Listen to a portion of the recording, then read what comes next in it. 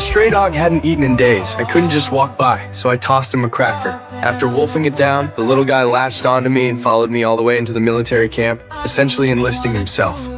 Platoon! Attention!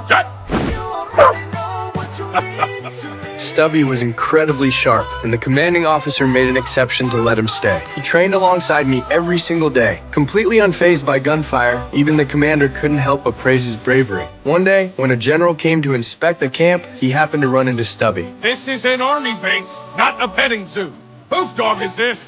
He's my dog, Colonel, sir. To everyone's surprise, Stubby mimicked my movements and gave the general an awkward but earnest salute. That sealed the deal. He'd officially earned his place in the camp. The night before I shipped out to the front lines, I said a heartbroken goodbye to Stubby. But after I boarded the train, he chased after it with everything he had and caught up to the speeding locomotive. Stubby came with me to the front lines on our mission. During one operation, we discovered the enemy was planning a poison gas attack, but they spotted us. In that critical moment, Stubby fought tooth and nail to save my life. With enemy forces closing in on all sides, I made the agonizing decision to send him back for help. His frantic barking successfully alerted our troops and saved my comrades. Without missing a beat, he raced to a nearby village to warn the civilians to take cover. After the gas cleared, everyone had survived, thanks to Stubby. On the smoke-filled battlefield, Stubby would navigate through the rubble on his own, searching for wounded soldiers.